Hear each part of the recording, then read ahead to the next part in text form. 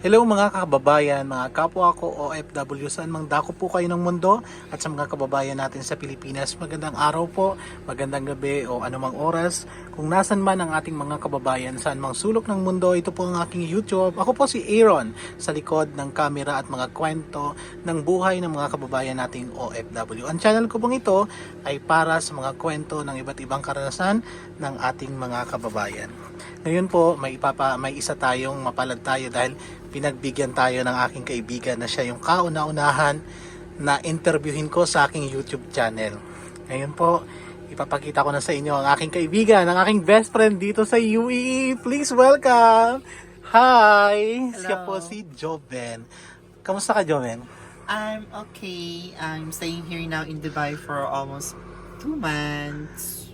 Bago ka pa lang dito sa Dubai. Yes. Ano ang pangalan mo? My name is Joven M. Villegas. Tigasan ka sa atin sa Pilipinas. Mindanao, specifically in South Cotabato. Ikailan ka sa inyong pamilya? Ako'y pangatlo, Ilan kayo magkakapatid? 5. Oo. Buhay pa ang mga magulang mo parehas? Yes, sila ay already separated. Oh. I'm a broken family. But, Mhm. yeah. Pumunta nga ako dito sa Dubai para... Ganun. Ilang taon ka ngayon? I'm 29 years old. Ano yung natapos mong pag-aaral sa atin sa Pilipinas? Yes, so FYI, I'm a bachelor secondary education major in English and yes, I'm a teacher. Nagturo ka sa atin sa Pilipinas? Yes, I teach for 1 year Mhm. and I handle class advisory in Manila, specifically in Cavite. So the school is St. Augustine School, Tansa, Saan lugar yan? sa Manila, sa Cavite. Sa Cavite? Yes. Doon ka nag-aral ng college? Hindi, doon ako nag-apply. Ay, doon ako pumunta dahil sinama ako ng aking pinsan Mhm. at ako'y nag-apply doon at Pero, nakuha din. pero saan ka nag-aaral ng elementary? Sa amin sa South Cotabato, my college school is Ramon Magsaysay Memorial Colleges Marbel Incorporated. Home of the best. Yes. Sa Davao yun? No, sa South Cot. Sa South Cotabato. Malayo yun sa Manila, di ba? Yes, malayo. Part 4 of Mindanao. hours. Yeah, 4 hours yung biyahe papunta. Ano namang mayroong buhay kayo sa Pilipinas ng pamilya mo? You know, yes, bakit ako iyak? Yes, but, lumaki ako sa hirap. Aha. Minsan, 1D, 1 eat. And then, ang trabaho ng aking mga magulang ay isang magsasaka lamang. Doon ang kabuhayan niyo. Yes, nagtatanim kami ng mga talong, mais, at ano-ano pang dapat naming ibenta para lang kami makapagbili ng aming pagkain at masususan yung aming mga pangangailangan sa araw-araw. Ibig sabihin, hindi ganun kaganda yung buhay niyo sa Pilipinas. Yes, exactly. So, Kaya naisipan mong magtapos ng pag-aaral. yes, so I'm so very lucky also because I applied for the scholarship. Yes. I applied for May the mga honor ka nung ikaw ay nag-aaral ng elementary hanggang high school hanggang way college. back elementary, yes, I'm an honor student. Aha. But in high school, unfortunately, wala na akong honor kasi bulakbol. Nagkaibigan ako ng mga yung mga parang Pero matataas pa rin yung average mo. Okay naman yung grades ko. Average lang. Yan lang. Anong dahilan? Bakit hindi ka nagtrabaho na lang sa Pilipinas? Isamantalang board passer ka ba ng teacher? Yes, I'm proud and LPT. Yes, after I graduate last 2019, yes, I passed the licensure examination for teacher for the help of my lolo. He sponsored me to take an exam. So fortunately, yes, I passed. And after that, I decided to teach. But before teaching is my passion. And I tried teaching, but it's so stressful. So I decided to not continue as a teacher. Pero yung pagiging teacher mo by profession, license ka doon? Yes, I'm a licensed. Wow, very good naman, no? Oy, ano naman ang naging dahilan bakit naisipan mo mangibang bansa? Ito'y matagal ko ng pangarap. Nung umalis ako sa Pilipinas, may halong kaba at lungkot. Or masaya. dahil ito ay opportunity na din dahil umuwi na yung aking tita. Aha. And then may plano na talaga na ako'y pupunta dito, dalhin niya. Dahil naisip mo mas malaki yung sweldo sa ibang bansa. Siguro, yes. Magkano ba yung balik ako sa dati mong trabaho? Magkano yung sweldo mo sa Pilipinas dati? Yes, so my previous job was in Davao City, which is the call center agent. Ah. So I gained the salary for almost 1 month, 20 to 25. If you have an incentives, you can reach 30,000 or maybe 25,000. Siyempre, marami pang makakaltos doon kasi may Yes. Pilipinas, may SSS tayo, Pag-ibig, Yes, PhilHealth. kabayan. Yes, Yan, di ba? meron. Kaya Yes. parang kahit sabihin natin 30,000 yung sweldo natin doon, mas parang ang liit na lang Yes. take home Ang natin. laki-laki din ng mga bilihin. May doon, tax. Mga tataas Oh. din yung mga bilihin. Kaya naisipan mong mangibang bansa. Yes, ito opportunity na din. At gusto ko na din mag-explore ng world. Yes. Nung umalis ka sa Pilipinas, visit visa ka, invite ka ng kano-ano mo. Tita. Nandito siya pa siya ngayon sa Yes, Dubai. nandito siya. Shout out. Anong pangalan ng tita mo? Juby. Siya yung tumulong sa'yo para makapunta ka rito sa Dubai. Yes, may kabado dun sa immigration. Ayan, Ano natin papasa? Anong naramdaman mo siya? Di ba, karamihan ng mga OFW, ng mga kabayan, kasi karaniwan ng mga umaalis sa Pilipinas ay visit visa dahil nga ini-sponsoran ng mga kamag-anak dito sa UAE para lang makapunta, ini-sponsoran para kunin, tapos as visit visa saka lang maghahanap ng trabaho. Nahirapan ka ba yung tanong? Nahirapan ka ba na makalusot sa immigration sa atin sa Pilipinas? Ano yung mga tanong na tinanong sa iyo sa immigration?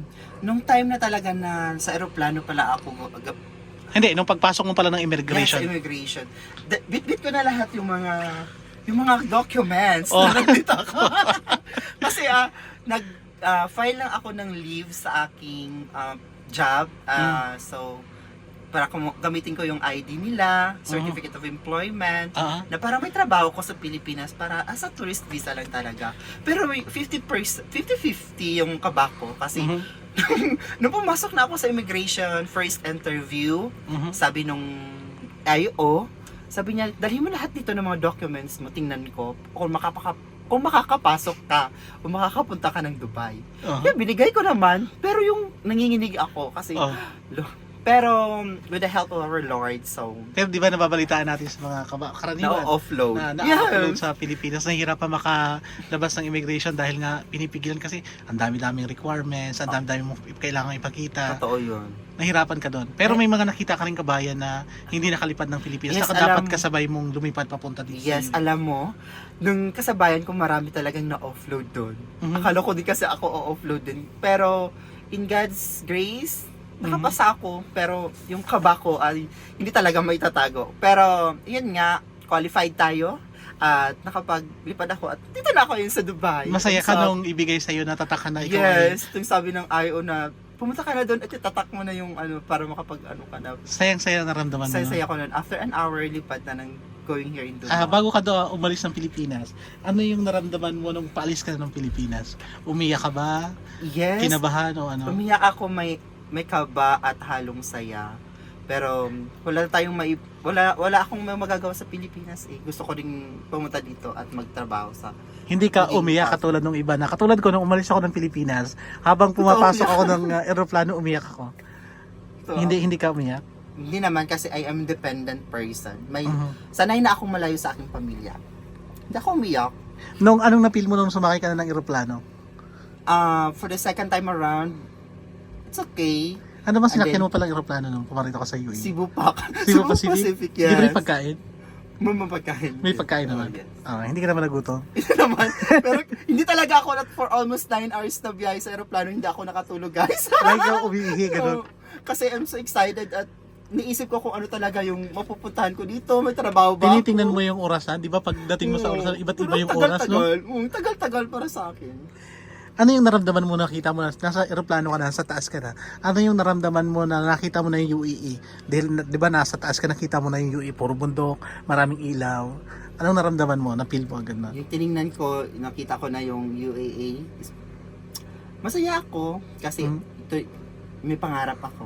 Mhm. Siguro, matutupad. As of now, yes. Ay, nung bumaba ka na ng aeroplano mula sa airport sa UAE para makapunta ka sa immigration dito sa Dubai, di ba sa Dubai ka bumaba, ano yung na-feel mo, kinabahan ka pa ba nung ikaw ay pumipila sa immigration, tapos paano ka nakalabas ng airport? Alam niyo, hindi ako kinabahan. Kasi maraming gwapo nakita. Marami ako mga gwapo nakita. Kaya hindi ako kinabahan kasi... Sumunod alam mo ka lang naman doon sa mga kasabay mong yes, nasa aeroplano. mayroon ako nakilala doon, kasabay kami. Tapos Kumabay nung, kami sa- nung anong experience mo nung sabihin ng immigration na open your eyes, nung Yes, ka na yung average mag-take ID ng mo? pictures. Kinakabahan ako kasi baka anong mangyari, pero okay naman, smooth naman yung Transaction mo. transaction. Tapos sinundo ka ng tita mo. Yes.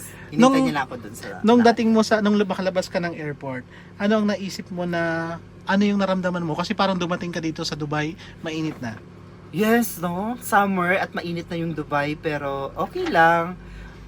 Yung iniisip ko, nagsisingin sa mind ko na ano kaya yung mararating ko dito sa Dubai at saan kaya ako matutungo kung maganda ba yung buhay ko dito. So, as of now, 2 months pa lang ako staying here. At Ano it's sa ongoing. palagay mo yung pagkakaiba ng United Arab Emirates sa Pilipinas nung dumating ka dito sa UAE? Yung pinagkaiba ng Pilipinas at UAE, especially sa kanilang mga tawag dun? Yung, Policies Yes, policy. and law. So, yung UAE, napakaganda talaga yung bansa nila. Mayroong disiplina yung mga tao dito. Especially in the traffic sa pedestrian lane. Hindi mo na makikita sa Pilipinas na may pedestrian lane na hihinto talaga yung sasakyan at kay go-go. Pero sa Pilipinas, di ba nakikita natin may didisgrasya pa sa pedestrian lane. Pero ito sa UAE, wala talagang makita.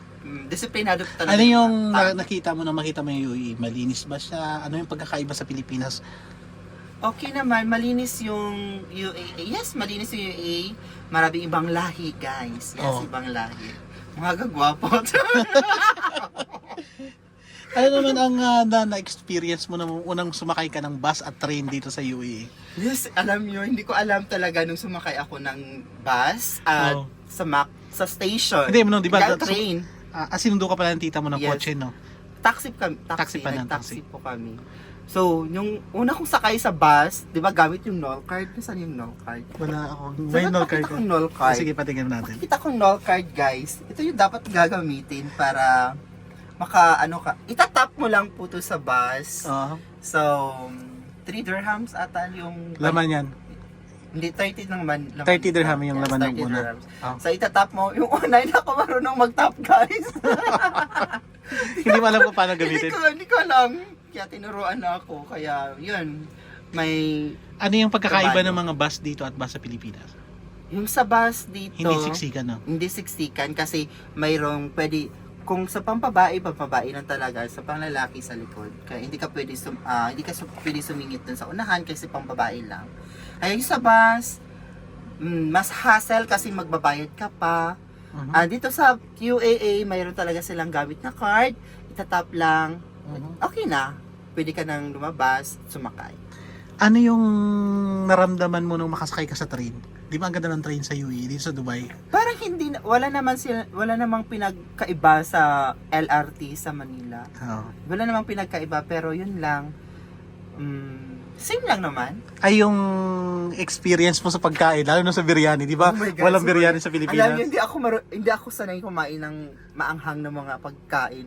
Nung tumikim ako talaga dito ng biryani, iba-iba naman ang luto ng biryani dito, di ba? Yung shawarma, anong lasa? Yung shawarma, guys, ang sarap. Ay, yung, Hindi tinipid sa... yung chai, yung number 1 chai na Ay, yung inumin. chai, yung una kong nainom na chai, yung nilibre mo. Kaya, Ako nang libre sa'yo, di ba? Yes. First time mo Ang ng sarap chai. nun. Pero nung iba ng mga lasa na... Pero okay naman lasa ng chai. Ito na Kaya yung mo subukan. tanong na narito nga sa UAE. Kamusta yung pagdating mo dito? Di ba dito, makita mo na isang room, ang dami mong mga kasamang tao sa room kasi sa isang room sa mahal nga ng upa dito sa bed space, halos kung i-convert natin sa pera natin sa Pilipinas is almost bed space is 10,000 na, 10,000 pesos. Yes, Bed pwede space na pa lang yun. ipon-down, no? Sa taas ka pa yun, di ba? Marami kang nakitang tao. Naranasan mo yun sa Pilipinas naman, di ba? Wala rin naman Hindi. pinagkaiba. Yung bed space, yung kwarto, hindi naranasan ko pero dalawa lang yung tao sa kwarto sa Pilipinas. Boarding house yung tawag, di ba, sa Oo. atin. Dito, bed space or partition. Napakadaming tao, no? Yes. So, sa isang loob ng kwarto, ilan kayo? 8. 8. O, dahil pag may mag-asawa pa, di ba? Yes. Paggabi, alam mo na, may mga barko. Yung naghihilik. Parang hindi ka makatulog. Pero wala kang choice, kaya ganon, bed space yung kinuha mo para Mas makatipid. makatipid ka. Sa pagkain naman, ano yung mga But anyways, pinagkaiba? wait, I just want to thank na I have a friend. Again? Yes! Sino ba yun? Kaya nasa partition ako ngayon. Dalawa lang kami kasi. Ay, Binigyan ipakita ko ako sa ng inyo, discount. ipakita ko sa inyo yung partition kung saan ka lang siya nakahiga. Ganito lang siya kaliit. Pero i-vlog ko yun ng iba. Tuloy tayo sa mga tanong natin sa iyo. Ano yun naman yung naramdaman mo? Ano yung pagkakaiba pala ng mga bilihin dito at bilihin sa Pilipinas? Wag mong, halimbawa katulad ng sibuyas, bawang, bigas, asukal, asin, at saka yung mantika. Anong pagkakaiba nila? Mas mura ba dito o mas mahal sa Pilipinas? Mas mura dito sa nandito ka tayo ngayon sa Dubai. Mas mura yun.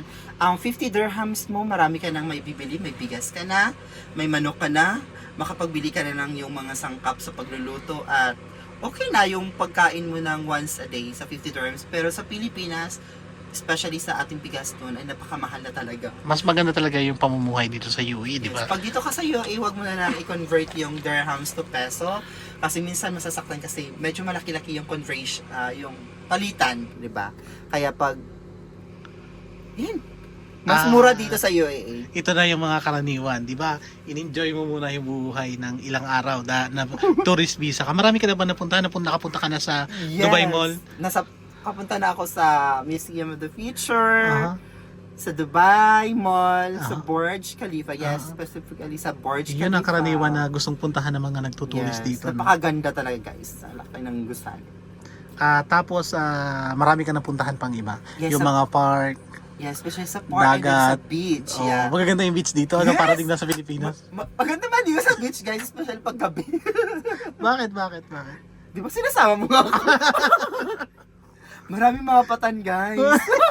Magagwapo nila pero minsan nga, yun nga, dapat maging ano tayo. Enjoy ka. Enjoy ako every Enjoy ka ba time dito we sa go Dubai? to- Yes, alam mo ba, nung first 2 weeks or first week to 2 weeks, parang nalungkot ako. Na-homesick lang siguro. Mamaya natin yung pag-usapan yung homesick. Yung munang baka umiyak ka agad, Beshi. Hindi ako iyak. Ito pa, may tanong pa ako sa iyo kasi marami akong sinulat tanong. Ano ang naranasan mo? 'Di ba? Mahirap maghanap ng trabaho dito sa Dubai kahit Super, guys. nakatapos ka ng pag-aaral. Marami ang kompetensya ng Totoo. trabaho dito kahit kasi dito basta kailangan dito mayroon kang experience, kaya mong ibenta yung sarili mo para ma-hire ka sa trabaho. Ngayon magto 2 months ka na dito sa Dubai, right? Yes. Marami ka ng interview pero hanggang ngayon hindi ka pa rin pinapalad makakuha ng trabaho. Ikwento mo sa ating mga kababayan, gaano kahirap maghanap ng trabaho dito sa Dubai para sa mga kabayan natin na naghahanap ng trabaho, nangangarap pumunta dito sa Dubai. Ano yung experience mo sa pagpapasa pa lang ng mga resume na tinatawag natin pero dito is Mga CV. CV, yan yung CV, no? O yan. Oh Ano my yung God, experience mo? guys. Yes.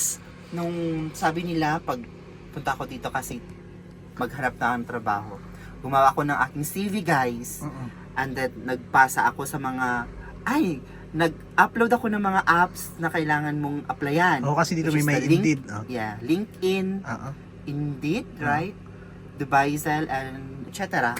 Oh. So I send my CV there in Oh. apps, and then I get some emails to have an interview. Oo. At punitahan ko din guys, Business Bay, Oo. malapit sa Dubai Mall. Oo. Especially sa Sharjah, ang layo ng Sharjah, nag-bus ako. Oo. And then, yung mga 2-3 interview ay na-scam po tayo. Papalanay ka.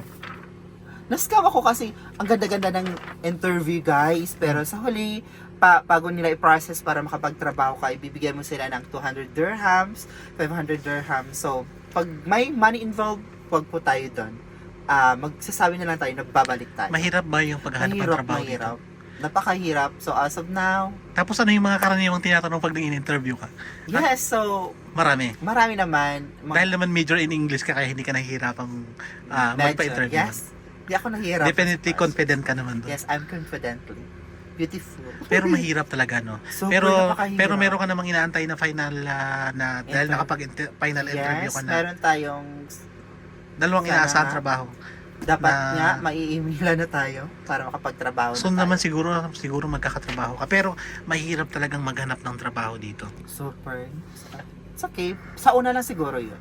Kapag ikaw ay narito ka na sa Dubai, kapag nararamdaman mo yung lungkot na naalala mo yung pamilya mo, nararamdaman mo yung ang hirap pala dito sa Dubai, akala ko ang dali-dali lang, nararamdaman, pag minsan ba naiiyak ka din? Kasi pinagdaanan ko dati yung mga time na gano'n. Yes.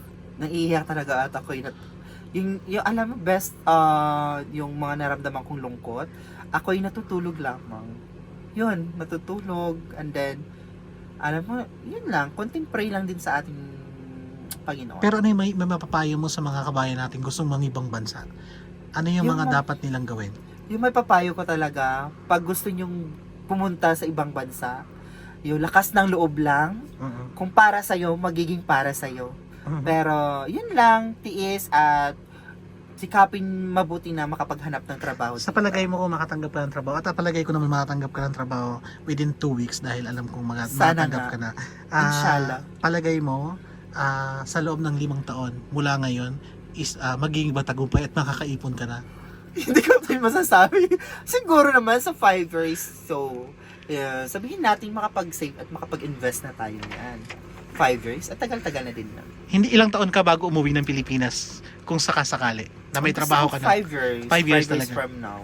Okay. 5 years from now. Ano yung unang bibilihin mo kapag nakasweldo ka, Bes? Oh my God! Ako na cellphone, guys! Cellphone. Patingin nga ako ng cellphone mo. Alam niyo ba, yung cellphone ko, guys, ay sa Pilipinas pa to. Aha. 4,000 lang to bili ko, kaya gusto kong makapagbili ng bagong cellphone na iPhone. iPhone target, diba? Ang juicy. iPhone ang unang-unang mo bibilihin. Cellphone talaga. Yeah, cellphone. Tapos magkapadala ka naman sa inyo, ano? O naman, para tulong din sa ating pamilya. Ito na, yung mga chismisan sa Dubai. Totoo ba yung mga experience at mga nakikita natin? Mayroon ka na bang love life dito sa Dubai? Sa loob ng 2 months, mayroon na bang nag-attempt na manligaw? Huwag naman natin Huwag mo natin- ko, besh. Pero Meron- tumibok na yung puso mo. Hindi naman. May nakilala naman tayo ng mga tinatawag natin yung mga Other nationality. Pakistani. Mag-hi ka nga sa mga Patan. Pakistan. Sa mga gusto mo. Pero mababait naman sila, di Ano ba? naman mababait. Maraming mabait namang ibang lahi. Mabait naman sila. Ito pa. Totoo ba yung mga experience na nakikita? May mga yung mga nababalitaan mo, maraming sa palagay mo lang, ito yung tanong. Sa palagay mo, totoo yung kasabihan na kapag nag-abroad ang isang kabayan, maaaring masira yung pamilya, mayroon ng ibang kinakasama dito sa ibang bansa o yung mga naiwang pamilya sa atin sa Pilipinas ay magkakameron ng relasyon. Ano yung napapansin mo dito sa mga kabayan natin, lalo tigit dito sa lokasyon natin, yung nararamdaman mo ba na mga bago pa lang, kasi karaniwan daw ng mga ibang kabayan ay natutukso agad. Totoo ba yun? Sa palagay mo, ano yung iyong maisasagot doon sa mga haka-haka na maraming pamilya yung nasisira kapag nag-abroad ka? Makikita naman natin 'di ba sa mga telebisyon, 'di ba? Pag nag-abroad yung isang mayroong asawa and then nakikita natin 1 buwan, 2 buwan ay nagkakahiwalay. Totoo 'yun. Kasi sa akin nakikita dito no, kasi iba talaga yung ibang yes, maraming naghihiwalay. Sa na mga nakikita ko dito, especially dito sa ating flat, parang din nila makaya no, sa 1 buwan maghahanap talaga sila ng kanilang partner. Yun nga, nasisira yung buhay nila, ay yung especially may pamilya sila sa Pilipinas. At saka marami rin tayong napapansin dito sa lugar natin o kahit sa part ng iba't ibang bansa, maraming walang papel. Kaya di ba lagi kong payo sa'yo, lagi maghanap ng trabaho dahil mahirap mawala ng document, lalo na kung maging TNT dito sa United Arab Emirates o kahit saang lugar, mahirap magkameron ng problema sa papel. Kaya hanggat maaari, pinapayo natin sa ating mga kababayan na sana wag silang mag-TNT, ayusin yung papel dahil mahirap mawala ng papel, di ba? Yes. Maraming mga Sa ngayon, ito yung ating unang interview. Ito yung una kong i-upload sa YouTube. Kaya, friend, nagmapasalamat ako sa iyo na in-accept mo yung I'm aking not invitation ready. na i-interview kita kasi gusto ko nga magkamera ng YouTube. Kaya sa ating mga kababayan, hindi muna po ako magpapakita ng aking mukha kasi yung kwento ng buhay ko, ikukwento ko din sa inyo. Sa ngayon, si Joven muna. Nagpapasalamat tayo kay Joven dahil wala pa ako maigigip sa iyo dahil kauna-unahan kita best friend na in-interview. Hayaan mo pag tayo ay na-monetize. Ikaw yung unang-unang Thank you Kamay talaga, po best. lang muna yung makita. Ayan, kamay ko muna. Ito po yung kamay ko. Ayan, yan mo yung kamay ko. Sa ngayon, salamat Joven sa pagpapaunlak ng aking Maraming interview. salamat. Pero, yun, once again, ano yung maipapayo mo sa ating mga kababayan? Sa ikalawang part ng interview ko sa iyo, siguro may trabaho ka na doon. Sana nga, Ah, inshallah. Anong maipapayo mo sa ating mga kababayan gustong magtrabaho dito sa Dubai? Sa huling pagkakataon. Kung maipapayo ko lamang at masasabi, kung may pangarap kayong pumunta sa ibang bansa, may opportunity, siguro i-grab nyo na. Dahil once in a lifetime, we need to explore our life. Enjoy life. Aha. Yes, and alam nyo, masaya naman mag-ibang bansa pag, especially meron kang mga kaibigan na mababait, di ba? Mapagbigay. Especially itong ating kabayan, ito yung mabait na kaibigan. I'm so lucky and happy na nakilala ko siya. O, invite mo naman sila. Alam niyo guys, siya yung bili ng damit ko. Magkano yan? 5 dirhams only. Kasi invite mo silang mag-subscribe at mag-like sa akin. Yes, mag-subscribe na po kayo at mag-like, watch the videos. Kwentong Kwentong OFW. Once Like again, and maraming salamat, Joven.